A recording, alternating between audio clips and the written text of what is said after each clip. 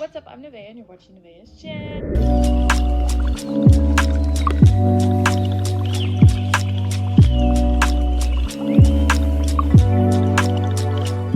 Hello! And on today's episode, we are going to be discussing communication, which kind of sounds ironic, but mainly communication in relationships, whether that is romantic, platonic, or even just, family oriented.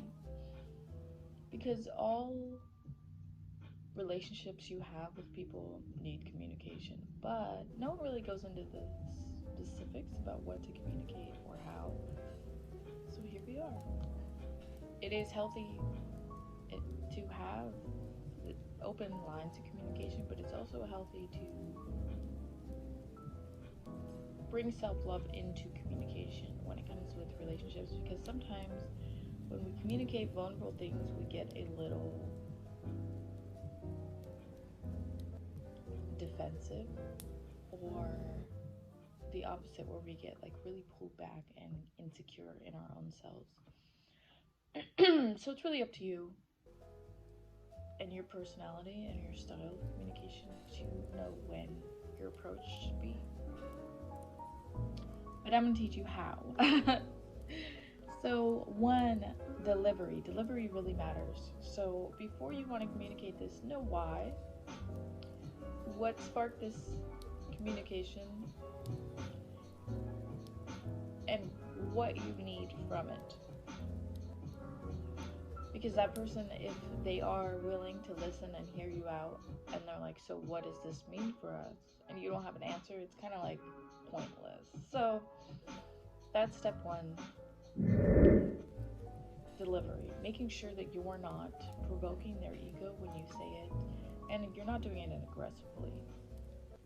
Aggressive communication is something I'm very familiar with, because I like to get straight to the point, but sometimes the point could be said nicer. The way that you're saying things can be said in a different way. So figuring out what you want to say and why you want to say it, and how you could say it in a nicer way than saying it in a defensive way. I'll explain in 1 second.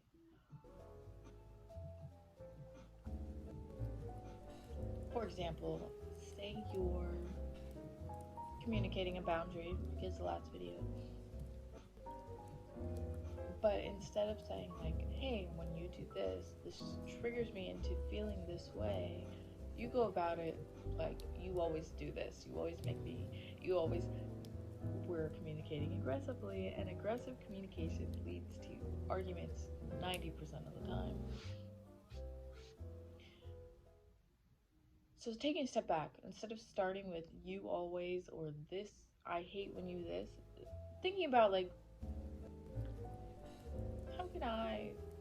how would I receive this better? If someone was to be in my shoes, how would I want them to say it to me? That can really help with perspective. So finding out your layout, like, hey,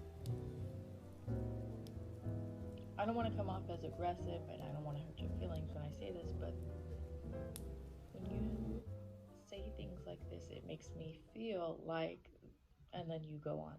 Making sure that you add the I and me and feel in these statements can help a lot, because you're not just saying you this, you that, you that. Like, you're not giving them criticism, but you're more trying to work it out. Also, just explaining why you had to bring this up. Like, hey, I was feeling like this, so I think we should talk about this. You know what I'm saying? So delivery, and also knowing how to hear someone out, whether they're communicating back to you or they're the ones setting the boundary, or whatever it is, to you, knowing how to take it in without internalizing it. What are they really trying to say? How is this turning into a me statement in my head, when really they're just communicating their emotions, or their experience, or their boundaries, or their personal needs? And learning how to take that in is more like, what can I do to help them feel better in this scenario? Whether that's more loved, more time, more, you know what I'm saying? It depends on the communication that's being brought to you. But also, reading about communication is really helpful. I was gonna say important. No, it's really helpful because you get to learn that there are different communications. Like the book that I'm reading right now, The Apologies, The Five Languages of Apologies by Gary Chapman. I know I talk about it all the time, but I love that book. I'm almost done with it, and I'm stalling finishing it because I don't want to let it go. Once I finish it, I'm passing it along, so I'm kind of like, but I'm enjoying. I'm learning to stop like speeding through life and like take in the small moments. So it's kind of helping me. So the topic of the book is more to let you know that people don't always comprehend things the same way you do, especially apologies, which I didn't know, and I didn't understand why no one understood the way that I communicate unless they came from my family, and not even all of them understood that. But knowing that your perspective is not the only answer, and it's definitely not the only way the perspective can be seen. So listening, or even asking, so how did this seem, or how did I make you feel in this scenario, or how do you perceive this experience, can help, because there's a lot of communication where it's just arguments. That's not technically what they're talking about when they say the key to a relationship is communication. They mean more in the sense of communicating your personal experience and needs, and then hearing their reaction to it, and then them doing the same. A great way to hear them out, though, when they're like, hey, I need you to do this more, I need you to do this more, remembering that you wouldn't be communicating this if you didn't want or they, either or, wouldn't be communicating this if they didn't want this relationship to work. Also, they're not attacking you. You can repeat that in your head, because sometimes I have that problem where I'm a defensive communicator. And I have to remind myself when someone's like, you gotta do this better, it's not, you gotta do this better, it's, hey, I think you should do this better, but your brain immediately, it's like, hey, you're trying to attack me. So you have to be like, hey, no, they're not. Everything's fine. Relax. Tell yourself, not tell others. Just a quick little warning, because do not tell other people to relax, but telling yourself, like, hey, it's okay. We're okay. Everything's fine. Pump the brakes. We're okay. You know what I'm saying?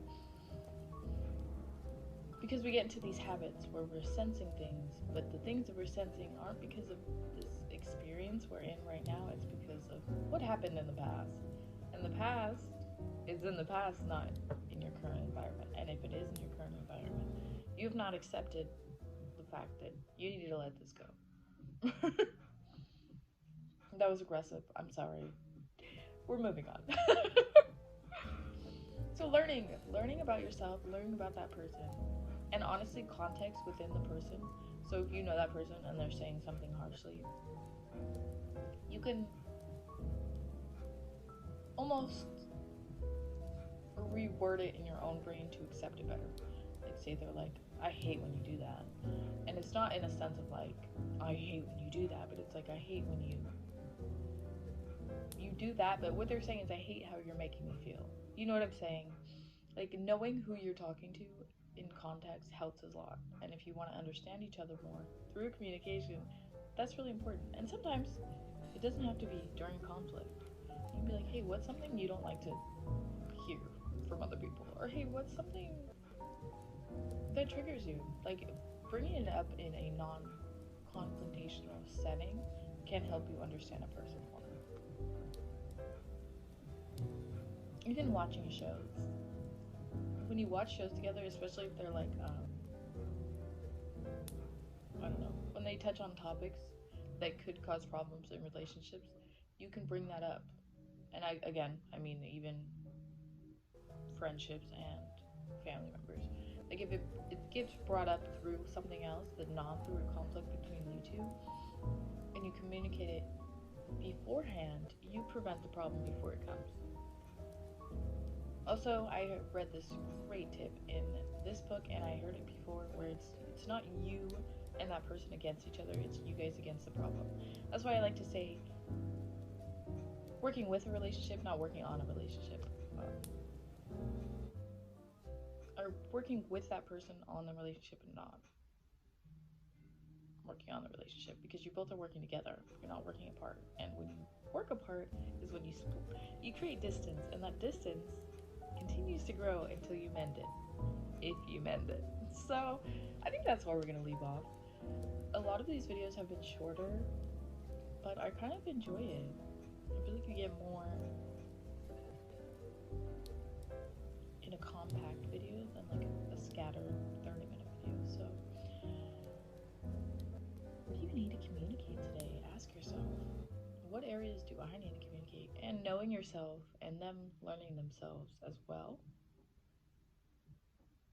you already kind of have what you need to then communicate to others. So yeah, don't be afraid of the harsh conversations. They matter.